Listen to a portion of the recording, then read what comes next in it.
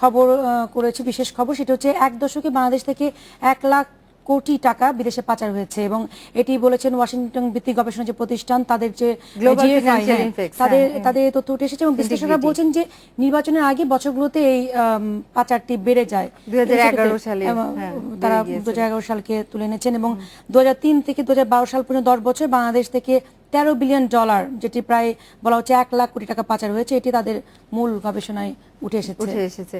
এবং আমরা 51তম দেশ সম্ভবত, আমাদের আগে চীন আছে। হ্যাঁ, তো আমার মনে হয় যে এই ক্ষেত্রে আমরা শুধু বলছি যে বেড়ে যাচ্ছে, বাড়ছে বা পাচার হয়ে যাচ্ছে, এই অর্থগুলো যে সুযোগে যেই লুপহোলস গুলো তৈরি হয়েছে অর্থনীতিতে, সেগুলো বন্ধ করার ক্ষেত্রে সরকার বা যে কাঠামো বা ব্যাংকিং কাঠামো সেক্ষেত্রে কি করছে, এটা আমাদেরও প্রশ্ন। আমরা অনেক ক্ষেত্রে রিপোর্ট করেছি যে আমরা দেখছি যে মানি লন্ডারিং আইনকে শক্তিশালী করার কথা বলা হয়েছে।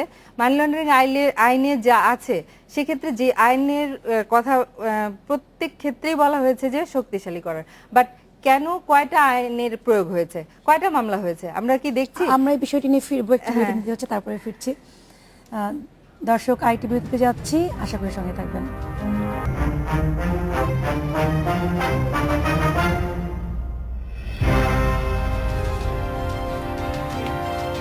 ফিরে এলাম বাংলাদেশ এখনো চলে যাচ্ছে আলোচনায়। আমরা কথা বলছিলাম মানি লন্ডারিং নিয়ে, যে প্রতিবেদনটি।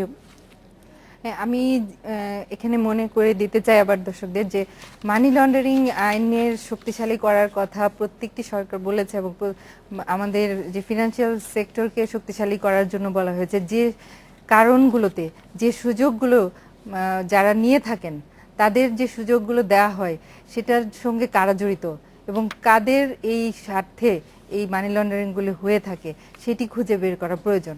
এবং আমাদের যা মনে হয় এই ক্ষেত্রে আমি বলবো যে অবশ্যই ব্যাংকিং সেক্টরে যারা আছেন তারা নিশ্চিতভাবেই জানেন, তাদের না জেনে তো হচ্ছে না। এবং ব্যাংকিং চ্যানেলেই অনেক ব্যাংক বলছে যে ব্যাংকিং চ্যানেলে এটা যায়নি না, ব্যাংকিং চ্যানেল ছাড়া এটা কি হুন্ডির মাধ্যমে এত টাকা করে যাওয়া সম্ভব? এটা তো বোঝাই যায়। এই ক্ষেত্রে সেই সুযোগগুলো যারা তৈরি করে দিচ্ছে, এবং আমরা অতীতেও দেখেছি যে ব্যাংকার্স রিলেটেড যে পার্সনরা তারা জড়িত এমন প্রমাণও হয়েছে অনেকবার, কিন্তু শাস্তি বা এ ধরনের আইনে যে মামলা সেটি তো খুব কম হয়েছে। তাহলে কি এটা বুঝে নেওয়া যায় না যে এর সঙ্গে জড়িত যারা আইনের রক্ষক তারাই এর সঙ্গে জড়িত? এটা খুব সহজভাবেই আমার কাছে মনে হয়। এবং আমরা এই ক্ষেত্রে তাই বলে থাকি এবং বলেছি, আমরা কখনোই এই ক্ষেত্রে এখন পর্যন্ত যা রিপোর্টে যা আসছে তাতে কোনো পরিবর্তন তো আসেনি। প্রতিবেশী দেশ ভারত কিন্তু এই ক্ষেত্রে কামরান ভাই উদ্যোগ নিয়েছে যে বিদেশের। এখানে আপনার সঙ্গে আমি একটু যোগ করতে চাই। প্রথম কথা হচ্ছে যে আপনি যদি মানি লন্ডারিং যারা করছে যেসব দেশে হচ্ছে, তার নাম্বার 1 হচ্ছে চীন। শুধু মানি লন্ডারিং আইনটাকে টাইট করে হবে না, তারা প্রতিবেদনে একটা খুব মজার কথা বলেছে, সেটি হচ্ছে যে নির্বাচনের আগে এই প্রবণতাটা বেড়ে যায়। কেন বেড়ে যায়?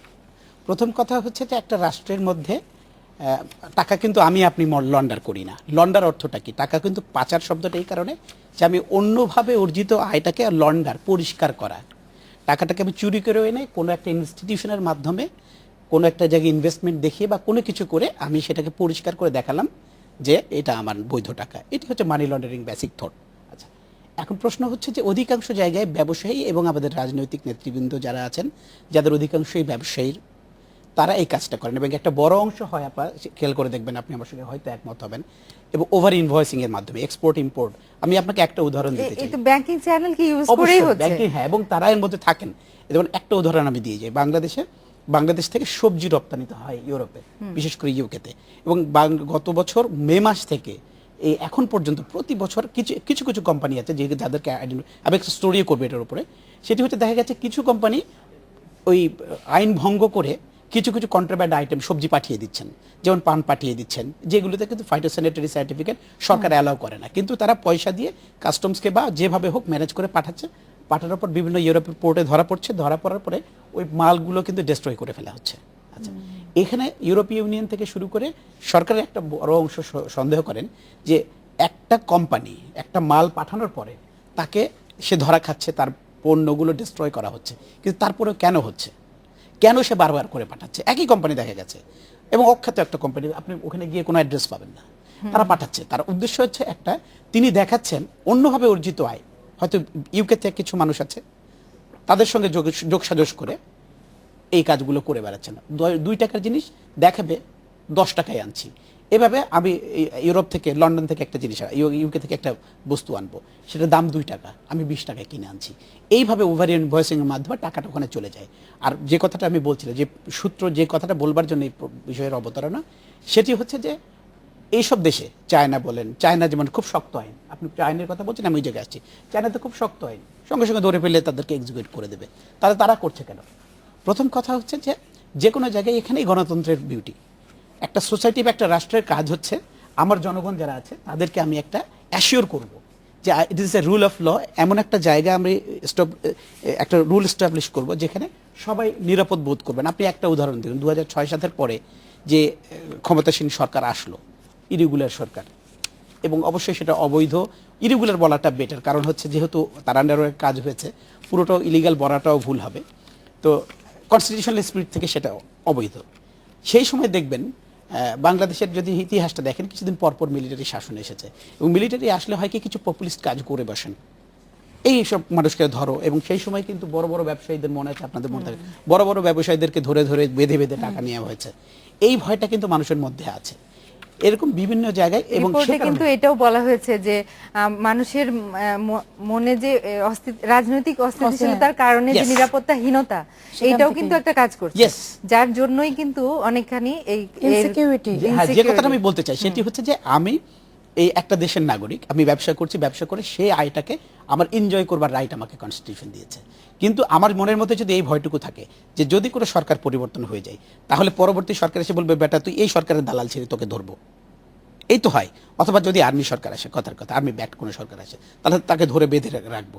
এই জন্য করেন কি মানুষরা আগে আগে, যেমন এর মধ্যে থাকে, এর মধ্যে কি অন্যান্য দেশ ইনভলভ নেই? অবশ্যই আছে। দুবাই দেখুন, তারা সেকেন্ড হোম অফার দিয়েছে, মালয়েশিয়া দিয়েছে।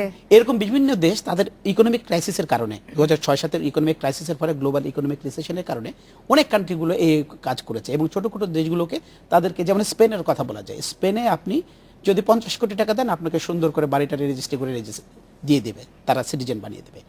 এই ধরনের অফারগুলো হয় কি ইউরোপ এবং সম্প্রতি সিঙ্গাপুর এবং ইউরোপ এবং মালয়েশিয়া, এই তিনটা জায়গাতেই কিন্তু এক ধরনের নির্ভয় আশ্রয় তৈরি হয়েছে, যে আশ্রয়টাকে কাজে লাগাচ্ছে সন্ধানী মানুষ, এবং এই ধরনের সুযোগ থাকবেই, সুযোগগুলোকে কাজে লাগানোর মতো কিন্তু আপনি যখন নিজে দিতে পারছেন আপনি না বন্ধ করেন, এটা তো চলবেই। মানুষ কি চাইবে না তার নিরাপত্তা? এইখানেই আমার প্রশ্ন, যে আইনের সঠিক বাস্তবায়ন কোথায় আছে? সেই বাস্তবায়নটা মূল কথা হচ্ছে যে আমি যে কথাটা আমি বলতে চাই, আপা, আইন তো অবশ্যই থাকবে, যে কেউ অপরাধ করেছে তিনি বিচার পাবেন।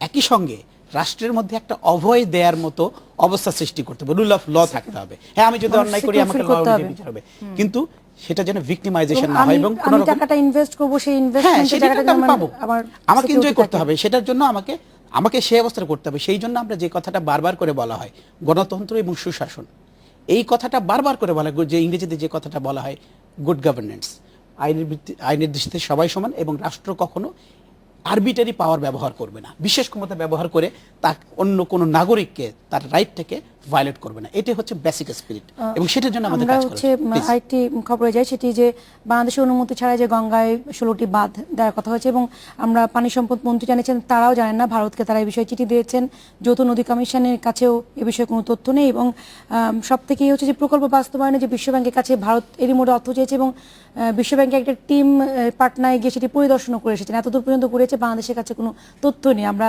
ভাটির জায়গা থেকে আসলে কতটুকু ক্ষতিগ্রস্ত, বা এই জায়গাটা আসলে কি করা এখন আছে? প্রথম কথা হচ্ছে যে খুবই ইন্টারেস্টিং একটা ঘটনা, এবং দুঃখজনক এই কারণে, সেটি হচ্ছে যে এত বড় একটা ঘটনা হয়ে গেল, আমরা একটা প্রসেস, এই গ্যাঞ্জেস রিভার সিস্টেমের পার্ট, নেপাল থেকে উৎপত্তি হয়েছে, ভারতের মধ্য হয়ে বাংলাদেশ হয়ে বঙ্গোপসাগরে চলে গেছে। এখন একটা বিষয় আছে, বাংলাদেশের এই গ্যাঞ্জেসের এই পলিসি নিয়ে আমার একটু অবজারভেশন আছে, অনেকেই আমার সঙ্গে দ্বিমত পোষণ করতে পারেন, কিন্তু প্রথমে বলা দরকার যে গ্যাঞ্জেসকে কিন্তু খুব স্যাক্রেড রিভার, খুব পবিত্র নদী হিসেবে ভারতে পরিচিত, এবং এখানে 40 কোটি মানুষ, ভারতের 40 কোটি মানুষ এই দুই নদীর উপর ডিপেন্ডেন্ট। একইভাবে আমাদেরও ধরেন আরও 3 কোটি। এবং মজার বিষয় হচ্ছে, যে অঞ্চল দিয়ে আমাদের নদীটা ঢুকেছে চাঁপাইনবাবগঞ্জ হয়ে, এই উত্তরাঞ্চল হয়ে, ওই নদীটা বাম দিক দিয়ে এসে ঠিক জালের মতো এদিক দিয়ে নেমে গেছে, খুলনা হয়ে নেমে গেছে। এই অঞ্চলগুলোকে বলা হয় জিডিএ, গ্যাঞ্জেস ডিপেন্ডেন্ট এরিয়া। এখান থেকে মিনিমাম 50টা নদী এই গ্যাঞ্জেসের উপর ডিপেন্ড। আমাদের দেশে বলা হচ্ছে 400 ছোট বড় নদী ডিপেন্ডেন্ট। না, 400 ওর উপরে না, 50-এর অধিক জিডিএ সরাসরি মিনিমাম। এবং এখানে দুটো সিস্টেম আছে, আমি মোটামুটি এটা নিয়ে একসময় অনেক কাজ করেছি। সেটি হচ্ছে যে এদিকে হারিয়াভাঙ্গা, ওদিকে আরিয়াল খাঁ, সেন্ট্রাল সাউথ অর্থাৎ বরিশাল ভোলা ছাড়া এই বরিশাল অঞ্চল এবং খুলনা, যশোর, চুয়াডাঙ্গা এই অঞ্চলের পুরোটাই এই জিডিএ হিসেবে কাউন্টেড। এবং এটার উপরে কি ডিপেন্ডেন্ট? সুন্দরবন ডিপেন্ডেন্ট। কারণ হচ্ছে সুন্দরবনটা সৃষ্টি। আমরা একদম বিস্তারিতভাবে আসবো, আমাদেরকে একদম শেষ বিরতিটি নিতে হচ্ছে। জি। দর্শকটি বিরতিতে যাচ্ছি, কিছুক্ষণের মধ্যে ফিরবো।